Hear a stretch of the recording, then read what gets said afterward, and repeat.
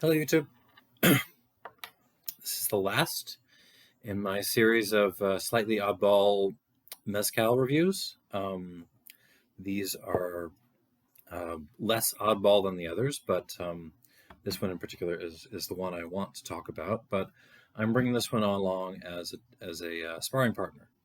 So, Alipus mezcal. Alipus was one of the early birds on mezcal. Sort of came in right after Del Miguel. Well, not right after, but pretty soon. And I kind of got picked up my mezcal palate by a lot of their stuff. It wasn't well, they sort of took a different tack from Del Miguel, who had the Vita, the sort of $35 bottle, and then sort of around twice that price the sort of single village stuff. They sort of went straight for the middle. They had some single village stuff, all around the sort of $45 range. It's a little more expensive now, and just that, no entry level thing. So margins were narrower, but they were also, there was nothing cheaper to sort of cut into the single village stuff. So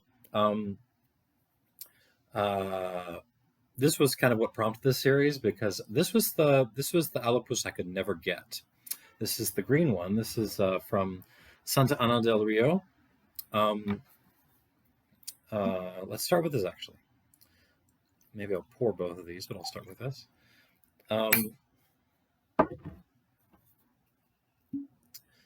Now, the Santa Ana Del Rio. This is a village in the Central Valley of Oaxaca, sort of on the east side. It's way on the east side, actually, sort of way out in the mountains. You have to sort of drive on a couple of difficult roads to get there. It's 100% espadin, and distilled by Familia Hernandez Melchor. I'll give you the lot information, but these are all sort of small lot things, 1,000 bottles or less. This particular one is not recent. This is, I think, a 2017 lot, so it doesn't actually say mezcal artisanal on there, but that's what it is. Pot distilled, all those good things. 47.7% alcohol. And let's give it a nose. Okay, so you're sort of immediately thinking textbook espadin Oaxaca mezcal, smoke, and kind of vegetal sweetness. Different kinds of smoke. It's sort of campfire smoke, but also like plastic smoke, pine smoke, almost like if you set a Christmas tree on fire. Then sort of grapefruit peel, more the peel than the pulp, but like toasted. If you could throw that on the fire too. A little tar, a little green pepper, but not too much. This is not a sort of bell peppery mezcal. Like onions, but more like, you didn't clean off the dirt. It's sort of dirty onions you just pulled out of the ground. What kind of onions? More like yellow onions. Yeah, let's go yellow onions.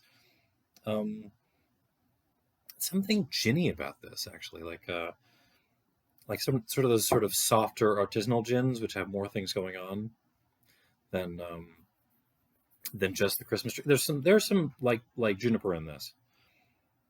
Also some like little black licorice in here. What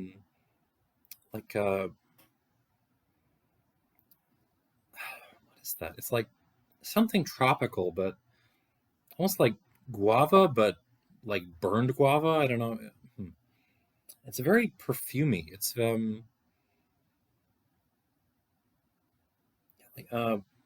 just gonna go perfume. I don't know my perfumes. It's certainly like a smoked, like a lapsang souchong note. Not so much the tea itself, but more just the leaves. Just get a good whiff of that. Even like Russian Caravan, which includes that in the blend. Okay, on the palate,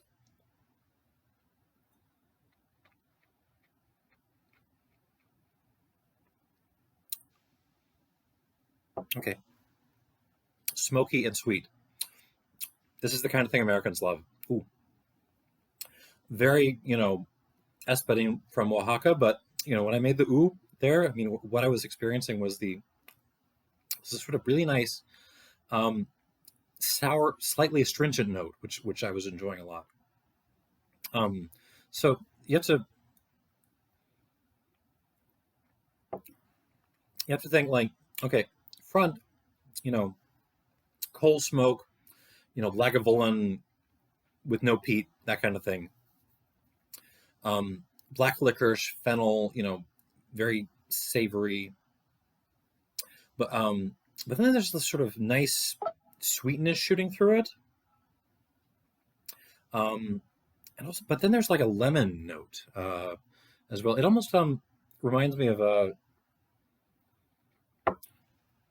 generic but very good like store brand dark chocolate.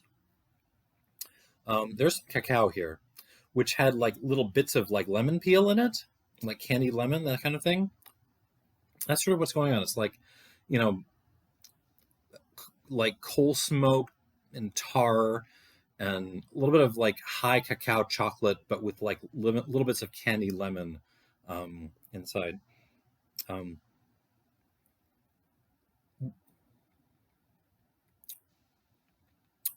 Candy ginger too, actually. A little like something vegetable, like it's not green pepper. It's more like asparagus.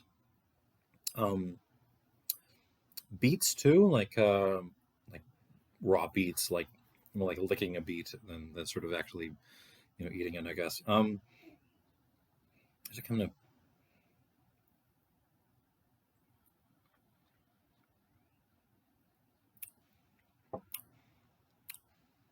juniper again, that sort of gin thing. Um, Black licorice again. Did I mention that already? I don't think I did. Um, More root vegetables a little bit, and just a nice kind of citric note running all through it. Um, this is lovely. Let me give it a squirt of water. Um, but it is very much, textbook Oaxaca mezcal. Like if you kind of know some variation of this style if you've been in mezcal for more than a couple of months.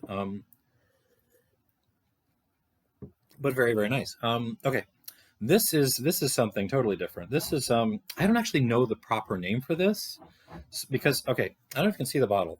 Um, so it says Alipus, right? Mezcal Alipus, and then it says Destilado en Barro. But then it says San Miguel Sola.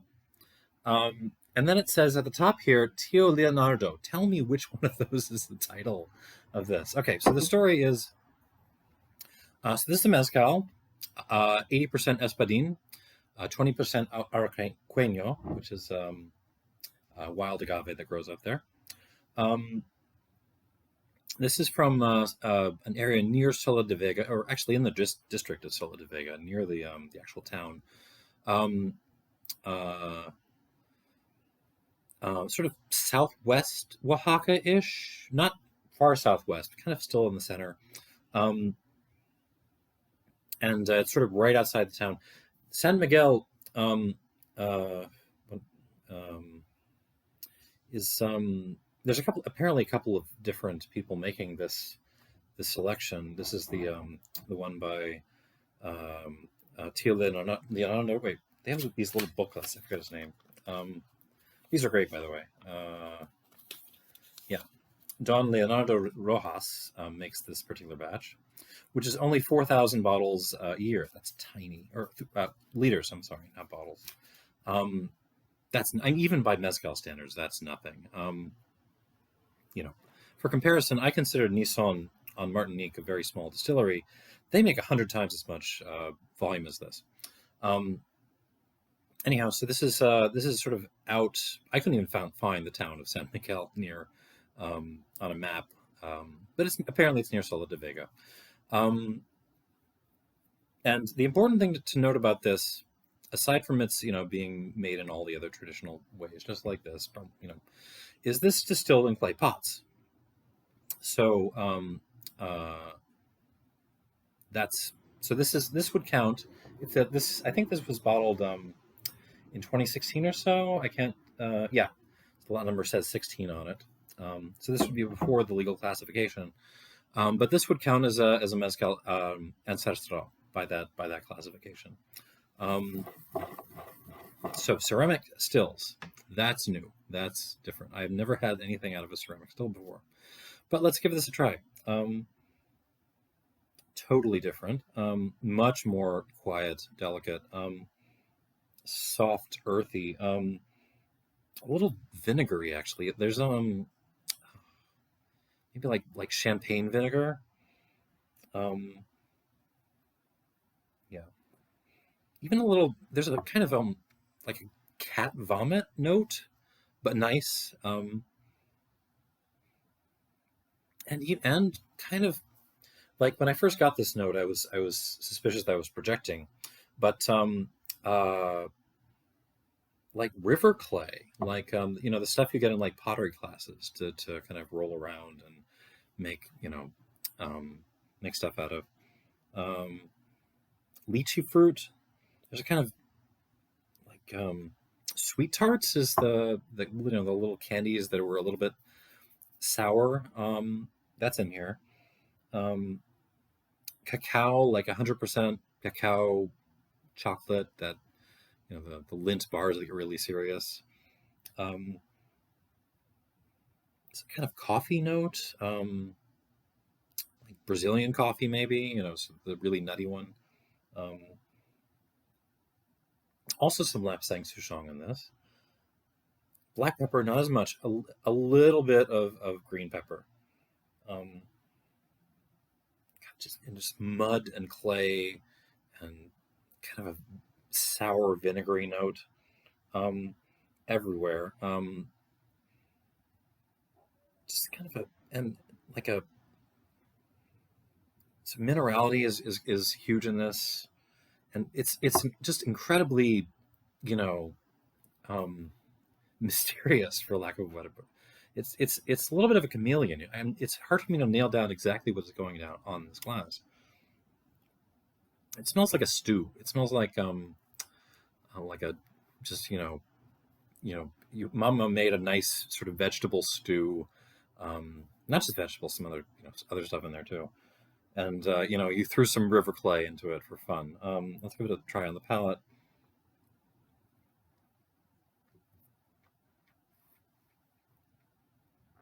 Not very much on the arrival. Ooh. Ooh. The finish on this is priceless. It's like nothing, nothing, nothing. Boom. It's a very round, fat spirit. It's very interesting. And the finish just goes on and on and on. River clay again,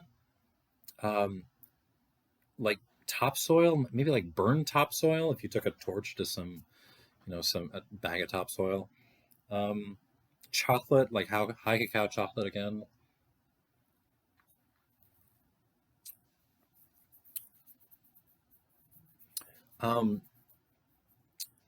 Something about this reminds me of Tobanjan, the sort of chili paste from Sichuan region in China.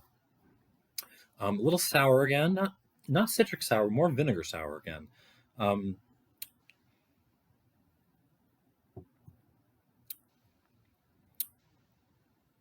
Pu'er tea, but like not. This is like overstewed pu'er tea, so like just aggressive pu'er tea. It's very ethereal. It's extremely complex. Some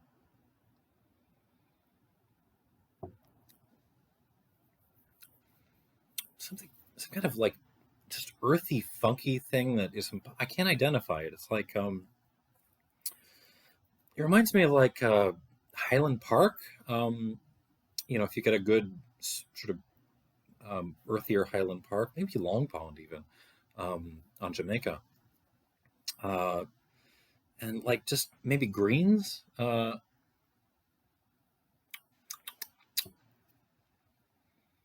yeah, like take some like some kale or something, dry it out, um, but then also sort of burn the edges a little bit. That's a little bit in here. I'm gonna add a tiny bit of water to this. Be very, very careful when you water this thing. It does not. It's very delicate. Let me put it that way. And it's very easy to overwater this thing. Okay, there is a price difference. This is used to be, I guess in the 40s. Now it's up around $50. I was able to get this for around 70, a little over. It's usually higher than that.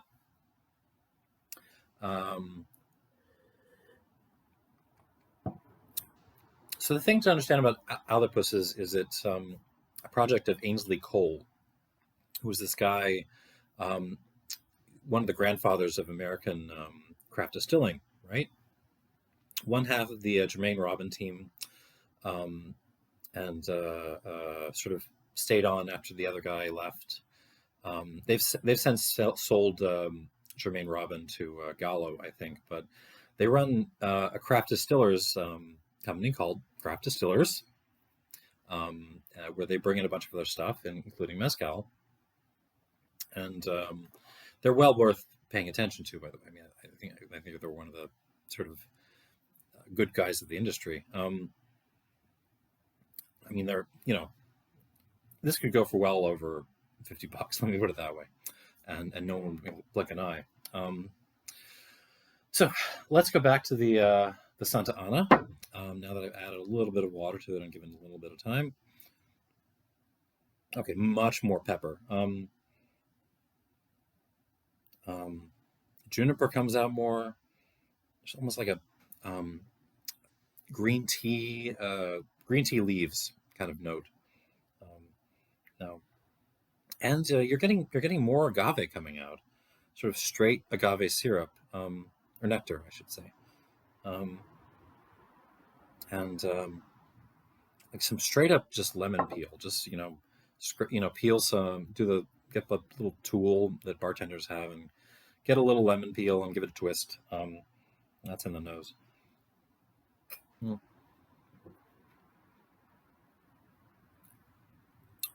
Oh, it's the sweetness that comes out. Yeah, sweetens up a lot. Agave nectar again. Sort of.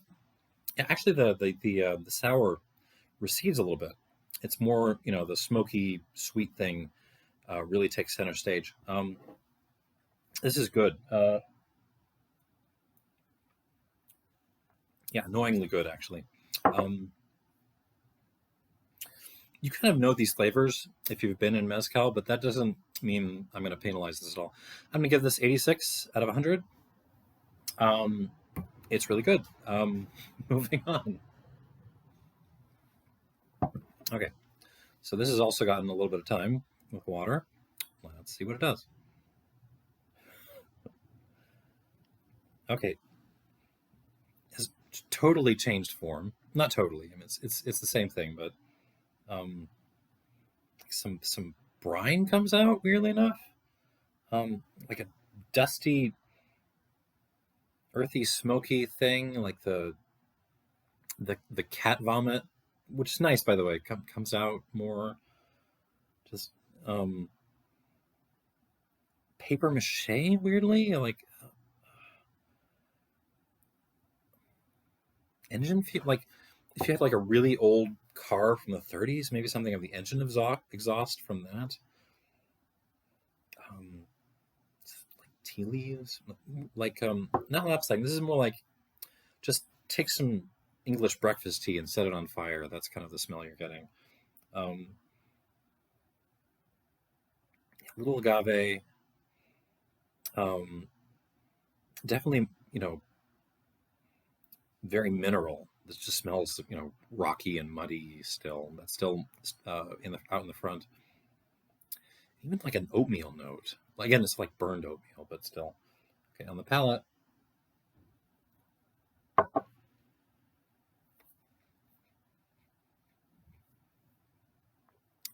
Nothing.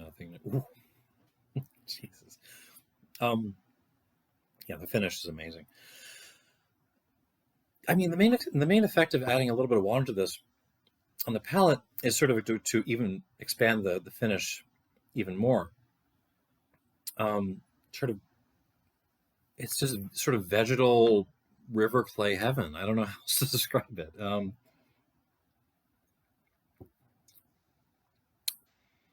Yeah, Brussels sprouts um, in sherry vinegar and you know, burned tea and smoke and happiness. I like this a lot. Um, it's too volatile for me to really fully grasp it yet. Um, I don't know if I'll go sort of in the stratosphere with the score, but this easily gets 88 points out of 100. Um, I'm impressed. I think I like um, clay distillation. Mm. Yeah, 88. I can see why people get addicted to expensive mezcal. This is great stuff.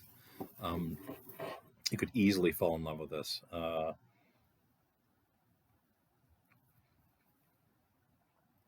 Yeah. So I'm really hoping in the future mezcal won't be. Well, put it this way: this is amazing, but people are going to get burned out on this at some point. I'm really hoping, when that day comes, mezcal will have other things to reach for, whether that be clay distillation, whether it be throwing corn into the still or other weird stuff for fun, or whether it just be the stuff coming out of the other states, other agaves, um, megays, I should say. We just need to get sort of more stuff out there, and I think the producers are starting to do that, um, and it's good. It's really good actually, and I hope the consumers follow it and just open their palates up a little bit. Like stop demanding that every mezcal be exactly the same thing. That's all I got to say about this. Um, Thanks for watching, and I hope this was informative. And cheers.